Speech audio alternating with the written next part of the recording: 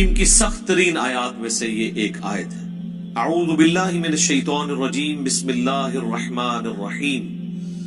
وَلَقَدْ ذَرَأْنَا لِجَهَنَّمَ كَثِيرًا مِنَ الْجِنِّ وَالْإِنسِ، اور بے شک ہم نے جہنم کے لیے ہی پیدا کیے ہیں اکثر جن اور انسان۔ اللہم لا تجعلنا منہم، اللہم اجرنا من النار۔ اس کی ریزن کیا ہے وہ تو آگے اسی آیت میں بیان ہوگی، لیکن یہ بہت الارمنگ سچویشن ہے، اور پریکٹیکلی ہمیں نظر بھی آ رہا ہے کہ اکثریت جہنم کے لیے پیدا ہوئی ہے۔ اس وقت بھی جو اہل توحید ہیں دنیا میں، اوورآل اگر دنیا کی آبادی دیکھی جائے تو اس میں بہت کم ہے، پھر وہ اہل توحید سو کالڈ مسلمان، ان میں سے بھی جو پیور توحید والے لوگ ہیں بہت ہی کم ہے۔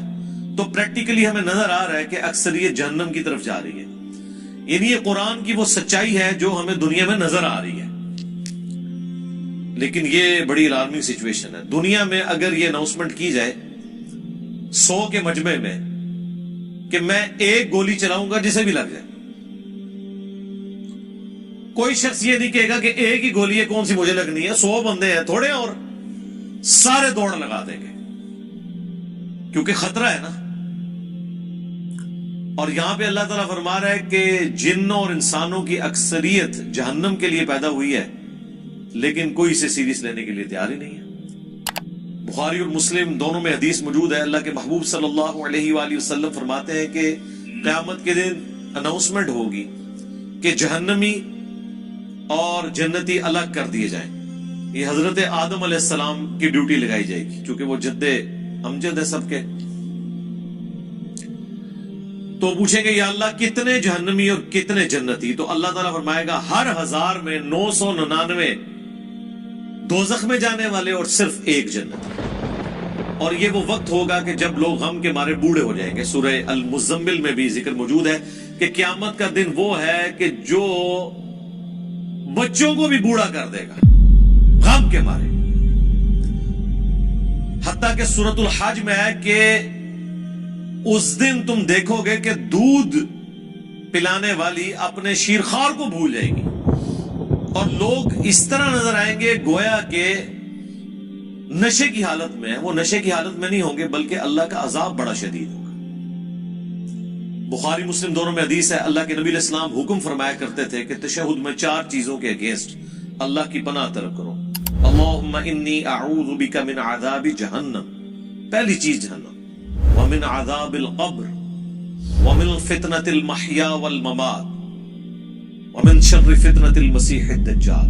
جہنم کے اگینسٹ، قبر کے عذاب کے اگینسٹ، زندگی اور موت کی آزمائشوں کے اگینسٹ، اور دجال کے اس بڑے فتنے کے اگینسٹ اللہ کی پناہ طلب کرو۔ سنن ابی داؤد میں حدیث ہے جو فجر کی نماز کے بعد اور مغرب کی نماز کے بعد بغیر کسی سے گفتگو کیے ہوئے 7 دفعہ پڑھ لے اللہم اجرنی من النار، یا جمع کے صیغے سے اللہم اجرنا من النار، اے اللہ ہمیں بچا لے جہنم کی آگ سے، تو اللہ تعالیٰ ایسے شخص کو جہنم کی آگ سے محفوظ کرے گا۔ اللہم اجعلنا منہم مع النبیین والصدیقین والشہداء والصالحین، اللہم انا نسألک جنت الفردوس مع النبیین والصدیقین والشہداء والصالحین، آمین۔ تو یہ بڑا سینسٹیو ایشو ہے، تو پارہ نمبر 30 جب آئے گا تو آپ دیکھیں وہ تو سارے کا سارا سینٹرڈ اراؤنڈ قیامت کا دن اور آخرت کی سختیوں کے۔ بہرحال یہ اللہ تعالیٰ کی شفقت بھی ہے انسانیت کے لیے کہ آخرت میں جو رزلٹ نکلنے والا ہے وہ پہلے ہی بتا دیا ہے کہ بھائی اکثریت کے ساتھ یہ حال ہونے والا ہے، تو اپنا قبلہ درست کر لو۔ اس کا رزلٹ یہ نہیں نکالنا کہ چونکہ اکثریت نے جانا ہے لہذا محنت کرنے کی ضرورت نہیں ہے، انتے سے بچنے کوئی نہیں۔ آپ کئی لوگوں کو سنتے ہوں گے وہ کہتے ہیں کہ جی مجھے تو اللہ تعالیٰ نے چھوڑنا ہی نہیں قیامت کے دن، میں کام ہی ایسے پیڑے کیتے ہیں۔ اس طرح کے جملے کبھی بھی نہیں بولنے چاہیے۔ بخاری اور مسلم دونوں میں حدیث ہے، اللہ کے نبی علیہ السلام نے فرمایا کہ اللہ تعالیٰ فرماتا ہے میں اپنے بندے کے گمان کے قریب ہوں جس طرح میرے بارے میں گمان کرتا ہے۔ یعنی اگر آپ اللہ کے بارے میں اس طرح کا نیگیٹو گمان کریں گے تو اینڈ رزلٹ یہی نکلے گا، اور اگر اللہ کے بارے میں پازیٹیو گمان کریں گے اور اس کے لیے ایفرٹ پٹ کریں گے تو رزلٹ پازیٹیو. یعنی صرف گمان سے بھی کچھ نہیں اور صرف ایفرٹ پٹ کرنے سے بھی کچھ نہیں ہے. گمان بھی اچھا رکھنا ہے. اللہ کی رحمت اللہ سے مانگنی ہے. بخاری مسلم دونوں میں حدیث ہے, کوئی شخص محض اپنے اعمال کی بنیاد کے اوپر جنت میں داخل نہیں ہو سکے گا. صحابہ نے جرت کر کے پوچھا, اللہ کے نبی کیا آپ بھی؟ اس کائنات میں سب سے بہتر اعمال جس شخصیت کے ہو سکتے ہیں وہ تو رسول اللہ کی ذات ہے صلی اللہ علیہ وآلہ وسلم. تو آپ نے اس کو کیسے ارشاد فرمایا؟ آپ نے فرمایا ہاں میں بھی جب تک میرے رب کی رحمت مجھے ڈھانپ نہ لے میں بھی صرف اپنے اعمال کی بنیاد پہ جنت میں داخل نہیں ہو سکتا. تو میرے بھائی اگر یہ نبی کا حال ہے, یہ نبی کی سچویشن ہے, یہ نبی کا سٹیٹس ہے, تو بابے شاہی کوئی نہیں. اب مجھے بتائیں وہ بابے جو یہ کلیم کرتے ہیں کہ ہم اپنے ساتھ آپ کو بھی لے جائیں گے,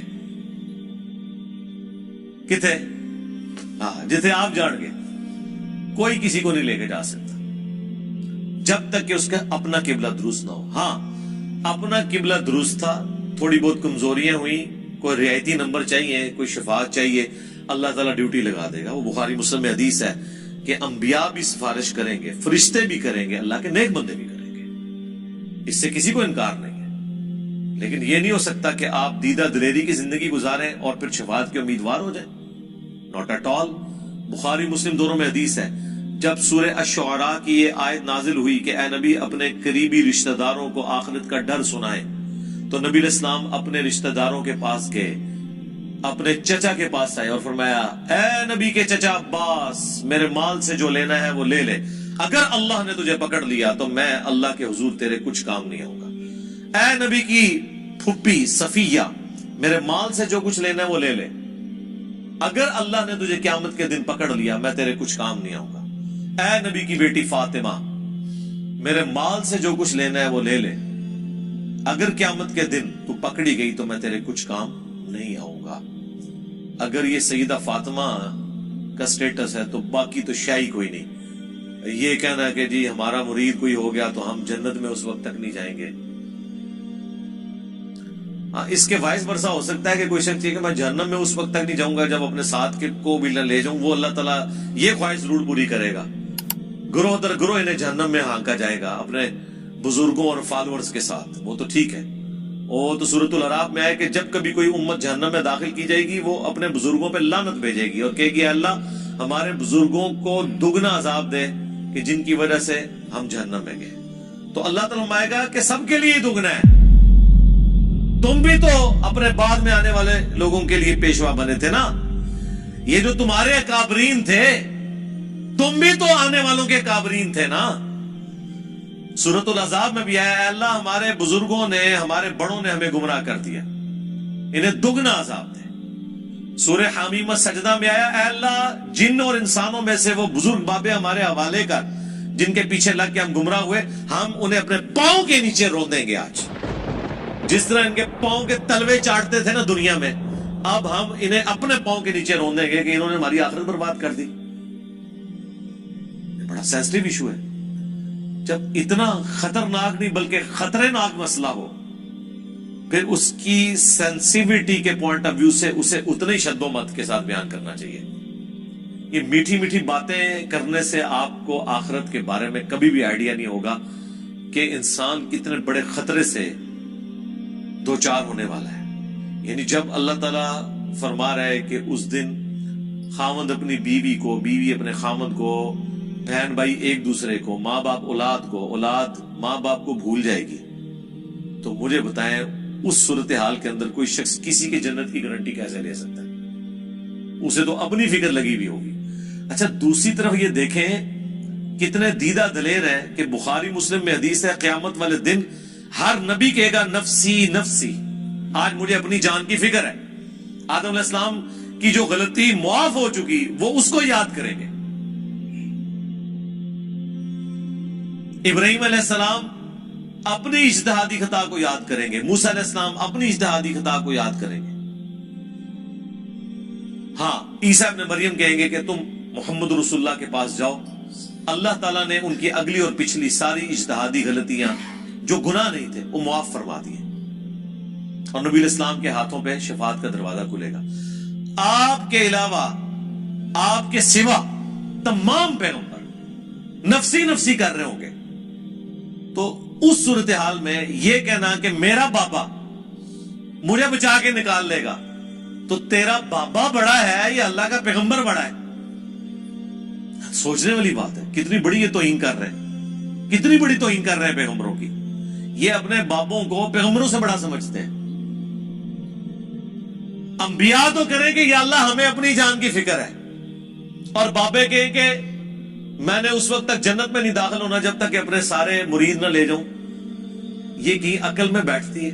اسی لیے یہ بالکل ٹھیک کہتے ہیں کہ قرآن و حدیث ڈائریکٹ نہیں پڑھنا، گمراہ ہو جاؤ گے، کیونکہ جسے وہ ہدایت بنائے بیٹھے ہیں وہ تو ہے گمراہی، اور جو اصل ہدایت ہے اس کو وہ گمراہی کہتے ہیں۔ یعنی جب وہ آپ کو کہہ رہے ہیں نا گمراہ ہو جاؤ گے، مطلب آپ ہدایت پہ آ جاؤ گے، کیونکہ غیر ان کا الٹا لگا ہوا ہے نا۔ سورۃ الاعراف میں آیا کہ جو حق سے اناد کرتے ہیں نا ان کی یہ حالت ہو جاتی ہے کہ جب وہ گمراہی کا راستہ دیکھتے ہیں اسے اڈاپٹ کر لیتے ہیں، اور جب ہدایت کا راستہ دیکھتے ہیں اس سے روگردانی کرتے ہیں، کیونکہ وہ اسے سمجھ رہے ہوتے ہیں کہ یہ گمراہی کا راستہ ہے۔ جو اللہ تعالیٰ فرمایا کہ شیطان نے ان کے برے اعمال ان کی نظروں میں سوار دی۔ سورۃ الکہف میں آیا نا اینڈ پہ جا کے کہ ان کی ساری ایفرٹ دنیا کے لیے ہے، اور یہ سمجھ رہے ہیں بڑا اچھا کام کر رہے ہیں۔ قیامت کے دن ان کے لیے میزان عمل بھی قائم نہیں کی جائے گی۔ جو بڑے مجرم ہیں نا ان کو تو کہا جائے گا تہاڈا تے حساب کرنے دی ضرورت نہیں، ایڈا کام پایا تسی۔ وہ اللہ تعالیٰ نے فرمایا ان کے لیے میزان عدل بھی قائم نہیں کی جائے گی، سیدھے اسٹریٹ جان گے سنا، ٹاپ و ٹاپ۔ اتنا سینسٹیو ایشو ہے۔ تو یہ پوری صورتحال میں اسی لیے آپ دیکھیں قرآن کا جو مرکزی ٹاپک ہے وہ انذار ہے، انذار، ڈر سنانا۔ وَأُوحِيَ إِلَيَّ هَذَا الْقُرْآنُ لِأُنذِرَكُمْ بِهِ وَمَنْ بَلَغَ۔ اے نبی تم فرما دو کہ مجھے قرآن اللہ نے اس لیے وحی کیا کہ تاکہ میں تمہیں ڈر سنا دوں، اور جس تک یہ کتاب پہنچ جائے وہ بھی اس کتاب کے ذریعے ڈر سنائے۔ اور یہاں پہ ہمارے ایک مولانا صاحب کہتے ہیں کہ جی اس طرح کے واعظین جو ہیں وہ انہوں نے لوگوں سے ان کا رب چھین لیا۔ اوے اس طرح کا رب جو انہوں نے بنایا ہے وہ رب ان سے چھینے، انہیں اس رب کا تعارف کروائیں کہ جس رب کا تعارف اس شخصیت نے کروایا جس کی قبر مدینے میں صلی اللہ علیہ وآلہ وسلم۔ امام غزالی نے احیاء العلوم میں مکاشفۃ القلوب کیمیائے سعادت کے اندر یہاں تک لکھا ہے کہ ایسے علماء واجب القتل ہیں جو رحمت کی آیات پڑھ پڑھ کے لوگوں کو اللہ تعالی سے بے خوف کر رہے ہیں۔ کیا وہ ہمیں یہ بتانا چاہتے ہیں کہ قرآن کی دھمکیاں جھوٹ ہیں؟ کیا وہ ہمیں یہ بتانا چاہتے ہیں کہ انبیاء جو قبر و آخرت کا ڈر سنا کے گئے، عذابات بتا کے گئے، وہ ہم سے ٹھٹا اور مذاق کرتے رہے ہیں، اور خدا کا تعارف وہ ہے جو یہ ہمیں کروائیں گے؟ او جی کوئی ماں اپنے بچے کو جہنم میں پھینک سکتی ہے تو اللہ کیسے پھینکے گا؟ ہائے ہائے ہائے ہائے۔ God is all living. Christians بھی یہی کہتے ہیں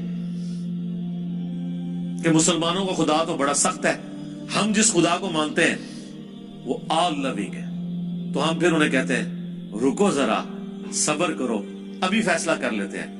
یہ جو تم اس قسم کے چٹکلے چھوڑتے ہو کہ کوئی ماں اپنے بیٹے کو جہنم میں نہیں پھینکے گی، تو کوئی شخص یہ بھی گوارا نہیں کرے گا کہ کسی ایسی عورت کو موت دے دے جس کے 4 چھوٹے چھوٹے بچے ہوں، اور مرنے کے بعد سوتیلی ماں ان کے ساتھ برا سلوک کرے، خواہ وہ اس کے دشمن کی بیوی کیوں نہ ہو۔ ہاں جی ایسے ہی ہے۔ تو پھر اللہ تعالی روزانہ ایسی ہزاروں ماؤں کو موت کیوں دے دیتا ہے جن کے چھوٹے چھوٹے بچے ہوتے ہیں؟ تم تو کہہ رہے تھے خدا آل لونگ ہے، تو پریکٹیکلی تو ہم دیکھ رہے ہیں کہ کیا مائیں شیرخوار بچوں کو چھوڑ کے مر نہیں جاتی؟ تمہاری ڈاکٹرن میں تو کبھی کسی ایسی عورت کو موت نہیں آنی چاہیے اللہ کی طرف سے، کیوں آتی ہے؟ اس کا جواب ان کے پاس کوئی نہیں سوائے اس کے کہ خدا کی مرضی ہے، اس کے کوئی احساسات نہیں ہے۔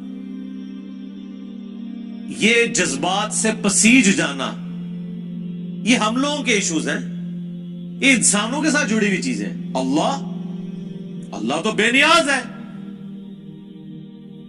سعد ابن ابی وقاص جب پرشین امپائر سے فائنل جنگ کے لیے جا رہے تھے قادسیہ کے لیے, تو حضرت عمر نے پیچھے سے ایک خط روانہ کیا تھا. اس میں لکھا تھا سعد تم اللہ کے نبی کے ماموں ہو, لیکن یاد رکھنا اللہ کا کوئی رشتہ دار نہیں ہے. ذرا سی ہینکی پھینکی کی نا تو اللہ نے معاف نہیں کرنا. نبی کے ساتھ تم ماموں کا رشتہ رکھ سکتے ہو, سگے ماموں نہیں تھے, وہ ننیال خاندان سے تھے. اللہ کا کوئی رشتہ دار نہیں. اللہ کا تو رشتہ دار پیغمبر بھی نہیں ہے. وہ تو اپنے پیغمبر کی زبان سے کہلوا رہا ہے ہمیں سمجھانے کے لیے 3 دفعہ. اللہ اکبر. سورۃ الانعام, سورہ یونس, سورہ الزمر. قل انی اخاف ان عصیت ربی عذاب یوم عظیم. اے نبی تم فرما دو کہ بالفرض اگر میں بھی اپنے رب کی نافرمانی کروں تو میں خود اس بات سے ڈرتا ہوں کہ بڑے دن کا عذاب مجھے بھی آ پکڑے گا. میرے بھائی یہ کون بات کر رہا ہے؟ اللہ کے نبی. اور کون کہلوا رہا ہے؟ اللہ. تو جب نبی کے جیسا ہے ہی کوئی نہیں تو اٹے بابے تے شاہ ہی کوئی نہیں, جن کے اوپر تم نے اتنا تکیہ کیا ہوا ہے. کیا کبھی آپ نے حضرت ابو بکر, عمر, عثمان و علی سے سنا کہ جو ہمارا مرید ہو جائے ہم اس وقت تک جنت میں نہیں جائیں گے جب تک کہ اسے جنت میں لے نہ جائیں؟ حالانکہ وہ خود کنفرم جنتی تھے, آخری وقت تک ڈرتے رہے. جامعہ ترمذی میں حدیث ہے, حضرت عثمان غنی جب بھی قبرستان جاتے ہیں تو بہت روتے تھے. لوگوں نے پوچھا کیوں؟ فرمایا اس لیے کہ خود میں اللہ کے نبی سے سن چکا ہوں کہ آخرت کی منزلوں میں سے پہلی منزل قبر ہے. جس کی یہ منزل صحیح نکلی اس کی اگلی آسان ہو جائے گی, اور جو ادھر پھنس گیا اس کی اگلی منازل مشکل در مشکل ہو جائے گی. اسی کو پنجابی میں ہم کہتے ہیں نا کہ عقل نہ ہوئے تے موجے ہی موجاں, عقل ہوئے تے سوچے ہی سوچاں. یعنی جو عقل نہ رکھے, سوچے نہ, اپنے دماغ کو استعمال نہ کرے تو موج مارے, اسے کیا پتا اس کے ساتھ کیا ہونے والا ہے. لیکن جسے عقل ہوگی وہ ہر وقت سوچے گا کہ یار میرے ساتھ بننا کیا ہے. یہ وہ چیز تھی جو صحابہ کو, اہل بیت کو, صحیح العقیدہ, تابعین, تبع تابعین کو ہمیشہ گاڈ اورینٹڈ رکھتی تھی. وہ کبھی بھی آخرت کے عذاب سے بے فکر نہیں ہوتے تھے. آپ قرآن دیکھ لیں. اچھا عام بندے سے پوچھیں نا قرآن, وہ جی قرآن تے رحمت ہی رحمت ہے جی اللہ دی, پڑھا ہے ہی کدے کوئی پتہ نہیں. پڑھا ہوتا تو تجھے پتا ہوتا کہ رحمت کس کے لیے. اللہ تعالیٰ نے کبھی بھی توبہ اور رحمت کا ایبسولوٹ وعدہ کسی کے ساتھ نہیں کیا, سوائے اس کے کہ جو اپنی اصلاح کر کے درست روش اختیار کر لے. دیکھیں نا سورہ النحل کے اینڈ پہ جا کے کتنی سخت آیات ہیں. اس کے بعد بھی اگر کسی کو نہیں سمجھ آتی تو ٹھیک ہے, اس کی بدقسمتی ہے. ہم تو قرآن سے, احادیث سے حوالے دے کے سمجھا ہی سکتے ہیں نا جی, زبردستی تو نہیں کر سکتے. اللہ تعالیٰ فرماتا ہے ثم ان ربک للذین عملوا السوء بجہالہ, سورہ النحل آیت نمبر 119. اس کے بعد تیرا رب ایسے لوگوں کے حق میں جو برے اعمال کر لیں جہالت کی بنا پر, ثم تابوا, پھر توبہ کر لیں, یعنی اللہ کی طرف پلٹ آئیں, من بعد ذالک, اس گناہ کے کرنے کے بعد, وَأَصْلَحُوا, اور اپنی اصلاح بھی کر لیں. إِنَّ رَبَّكَ مِن بَعْدِهَا, تو بے شک تیرا رب یہ کچھ کرنے کے بعد لغفور رحیم, ضرور بخشنے والا مہربان ہے. یعنی بخشنے والا مہربان کس صورت میں ہے؟ جب کوئی شخص توبہ کرے, توبہ کرنے کے بعد اپنی اصلاح کر لے تو اللہ تعالیٰ معاف کرے گا. لیکن آپ کو ہمیشہ آدھی پکچر بتائی جاتی ہے. اسی طریقے سے سورۃ الحجر میں ایک بڑی ڈیسائسو آیت ہے. دیکھیں جی قرآن, پھر ہم اسی لیے تو کہتے ہیں نا کہ پھر قرآن کا خدا جو ہے پھر کوئی اور ہے, نعوذ باللہ من ذالک. یعنی ان لوگوں نے جو اللہ تعالیٰ کا ایک تعارف کروایا نا ایک بوڑھی نانی اماں کا, اور جی 70 ماؤں سے زیادہ, ہاں جی ابو جہل نال بھی, جس نے سیدنا یاسر اور سمیہ کو ظالمانہ طور پہ قتل کر دیا, اس سے بھی 70 ماؤں سے زیادہ. کن کہانیوں میں پھر رہے. اللہ تعالیٰ اپنے جذبات سے نہیں پسیجتا, نہ اس کے ہمارے طرح کے جذبات یا احساسات ہیں. اللہ ताला अपने नेक बंदों के हक में मोहब्बत फरमाने वाला है। बागियों के लिए सिर्फ उसकी रहमत इतनी है कि वो ढील दे देता है कि मेरी तरफ पलट आओ, लेकिन जब वो पकड़ लेगा ना, फिर जमीन और आसमान की सारी मखलूकात मिलके छुड़ा नहीं सकती किसी को। ये बिल्कुल बात वाज़ेह है। तो ये सूरतुल हिज्र की आयत नंबर है 50। नब्बि इबादी अन्नी अनल गफूरुर रहीम, ऐ मेरे नबी खबर दे दो मेरे बंदों को कि बेशक मैं जरूर बख्शने वाला मेहरबान हूं। व अन्ना अज़ाबी, और ये भी खबर साथ सुना दो कि मेरा जो अजाब है हुवल अज़ाबुल अलीम, वो बहुत ही दर्दनाक अजाब है। आधी पिक्चर नहीं पेश करनी, पूरी। और वो जो पूरी पिक्चर है ना, वो भी बैलेंस नहीं उसे कर रही, वो उसके हक में है जो अल्लाह की तरफ रुजू लाता है। बागियों के लिए कुछ नहीं है मेरे भाई। ओ जी, बुखारी मुस्लिम में हदीस है, अल्लाह ताला ने मखलूकात की पैदाइश से पहले अर्श पे अपने पास एक इबारत लिख ली थी कि मेरी रहमत मेरे गजब पर भारी होगी। जी बिल्कुल लिखी हुई है। इसका यह मतलब है कि काम चौक के रखो तो रहमत अपना काम कर लेगी? नहीं। इसका मतलब यह है कि इंसान अपनी कमजोरियों की वजह से किसी खास हद तक की मामलात को सुधार सकता है, बाकी चीजों की कंपनसेशन रहमत से होगी।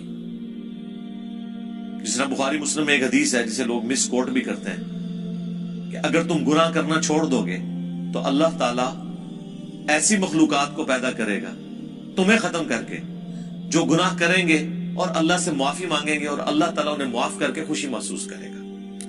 लेकिन माफी जो है वो पाकिस्तान वाली माफी नहीं है।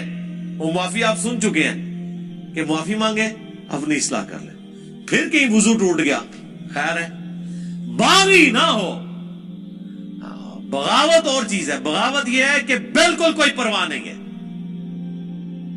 और मुआफी उसके लिए। अच्छा, ये जो जितनी मुआफी की रहमत की आयत है ना, ये इन मुजरमीन के लिए नहीं है जो बगावत पे उतरे हुए, ये उनके लिए है जो अल्लाह के रास्ते पे चल रहे हैं कि वो कहीं पर मायूस ना हो जाए।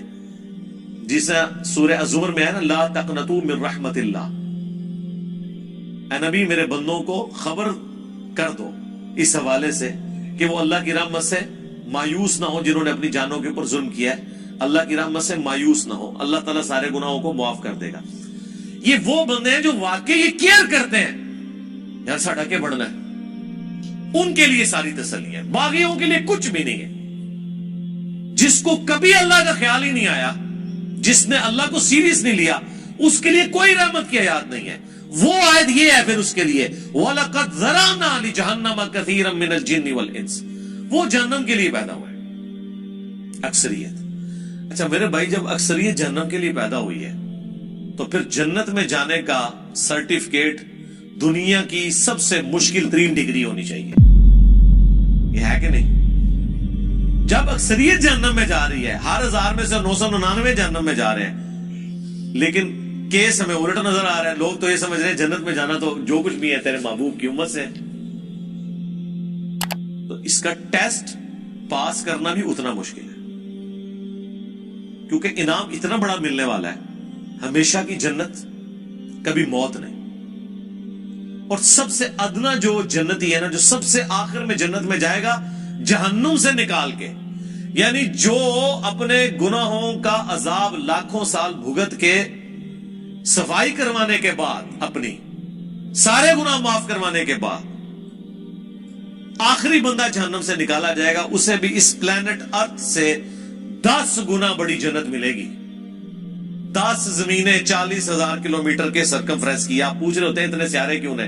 8.5 ने इंशाल्लाह, ठीक है जी। जो आखिर में जाएगा उसका यह हाल है, और जो बगैर हिसाबो किताब के जाएगा, या जो नेकियां भारी होने की वजह से हिसाबो किताब सरसरी हिसाब के बाद चला जाएगा, उसके जन्नत का कोई इमेजिन कर सकता है किस बड़े लेवल की? फिर उससे बड़ी बात यह है कि मौत नहीं आनी, बुढ़ापा नहीं आना, परेशानी नहीं आनी, और जो चाहेंगे वो मिलेगा। तो मुझे बताएं, जब ये तो आप समझ लें ऑलमोस्ट अल्लाह ताला ने खालिक और मखलूक का ही फर्क रखा हुआ है, जाती अताई का फर्क रखा हुआ है। बाकी अल्लाह ताला ने आपको शेयर कर दी है वो चीज जो आपके अंदर छुपी हुई ख्वाहिश है, जिसकी वजह से इंसान दावा खुदाई करता है। हर बंदे के अंदर एक खुदा है छुपा हुआ, तभी तो फिरौन ने खुदाई का दावा किया। حکمران اپنے آپ کو خدا کہتے نہیں، لیکن وہ اپنے آپ کو الٹیمیٹ سمجھتے ہیں دنیا میں. یہ خواہش جنت میں پوری کر دے گا اللہ تعالیٰ، لیکن پہلے جو ہے نا وہ پدی نکلوائے گا دنیا میں، اس کے بعد آپ کو اہل کرے گا. جب جنت میں جانے والے پوائنٹ 0.0001% ہیں، شاید آپ زیرو بھی اس کے انفینٹی لگاتے رہے اتنی بڑی آبادی کے اندر، تو پھر اس کا ٹیسٹ بھی اتنا ہی مشکل ہے. اس کو اب ذرا تھوڑا الٹ کر کے دیکھ لیں کہ اگر اللہ تعالیٰ کے لیے یہ ایشو اتنا سینسٹیو ہے تو پھر یہ یاد رکھیں سزا پھر یہی ہوگی کہ اگر کسی نے 50-60 سال کا شرک کیا تو جہنم میں بھی پھر ہمیشہ کے لیے جائے گا، کیونکہ شرک اتنا بڑا گناہ ہے کہ اگر شرک نہیں کیا اور اوبیڈینٹ ہے تو ہمیشہ کی جنت مل رہی ہے.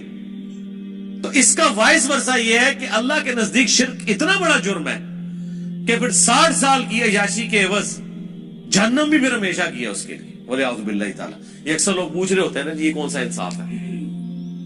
کبھی کسی نے یہ نہیں پوچھا کہ یہ کون سا انصاف ہے کہ 50-60 سال کی زندگی دے کے آخرت کی ہمیشہ کی زندگی مل رہی ہے. یہ بے انصافی نہیں آپ کو نظر آ رہی؟ نہیں، وہ تو آپ پریویلیج لے رہے ہیں نا. پریویلیجز جب بندہ لے رہا ہوتا ہے وہ کہتا ہے میرا حق ہے، ٹھیک ہے، لیکن جب سزا کی باری آتی ہے نا تو سر یہ بہت بڑا جوا ہے. جوا ہے ہی یہی ہے 0-1 ادھر یا ادھر. اس کے لیے ایفرٹ پھر اس طرح کی پٹ کرنی چاہیے کہ انسان تن من دھن لگا دے اس کے لیے، اور وہی اس چیز کی متقاضی ہے. اللہم اجرنا من النار وَلَقَدْ ذَرَأْنَا لِجَهَنَّمَ كَثِيرًا مِنَ الْجِنِّ وَالْإِنسِ، اور بے شک ہم نے جہنم کے لیے ہی پیدا کیے ہیں اکثر جن اور انسان. لیکن وجہ کیا ہے؟ لَهُمْ قُلُوبٌ لَا يَفْقَهُونَ بِهَا، ان کو ہم نے دل دیے تھے، عقل دی تھی، لیکن انہوں نے کبھی وہ عقل استعمال ہی نہیں کی. یعنی یہ جو میں ابھی آپ کو آدھے گھنٹے سے ابھار رہا ہوں، وہ عقل جو دی ہوئی ہے نا اللہ نے، اس کے ذریعے میں نے آپ کو ٹریگر کروایا. بس میں نے اپنا کام کر دیا، آپ کا بھی کام ہو گیا. اب آپ نے خود ہی جہنم کمانی ہے تو کمانی ہے. پتہ چل گیا کہ معاملہ بڑا ڈٹ ہے، بڑا خطرناک ہے، بلکہ خطرے ناک ہے. وَلَهُمْ أَعْيُنٌ لَا يُبْصِرُونَ بِهَا، اور ہم نے ان کو آنکھیں دی تھی لیکن وہ آنکھوں سے دیکھنے کا سا دیکھنا نہیں دیکھتے. یعنی کہتے ہیں عقل مند وہ ہے جو دوسرے کی غلطیوں سے سبق سیکھ لے. اپنی غلطی سے تو سبق سیکھنا عقل مندی ہے، لیکن چھوٹی. بڑی عقل مندی ہے کہ آپ وہ کام کریں ہی نہ جس کا اینڈ رزلٹ آپ اپنے سامنے دیکھ چکے ہیں کہ لوگوں کے ساتھ یہ ہوا. وہ آنکھ عبرت والی. وَلَهُمْ آذَانٌ لَا يَسْمَعُونَ بِهَا، اور ان کے کان تو تھے لیکن وہ سننے کا سا سننا نہیں سنتے. یعنی انہوں نے اپنی عقل کو، اپنی آنکھوں کو، اپنی بصارت کو، اپنی جو ہے وہ سوچنے سمجھنے کی صلاحیتوں کو اس کے لیے پٹ نہیں کیا. وہی جو سورہ بنی اسرائیل میں ہے وَلَا تَقْفُ مَا لَيْسَ لَكَ بِهِ عِلْمٌ إِنَّ السَّمْعَ وَالْبَصَرَ وَالْفُؤَادَ كُلُّ أُولَئِكَ كَانَ عَنْهُ مسؤولا. وہاں پہ بھی انہیں تینوں انسٹرومنٹس کا ذکر ہوا ہے کہ بے شک کان، آنکھ اور عقل، دل یا دماغ، کوئی بھی چیز، یہ دونوں انسٹرومنٹس ہیں اللہ کی طرف سے. اس پہ الگ سے میری ویڈیو ریکارڈ ہے.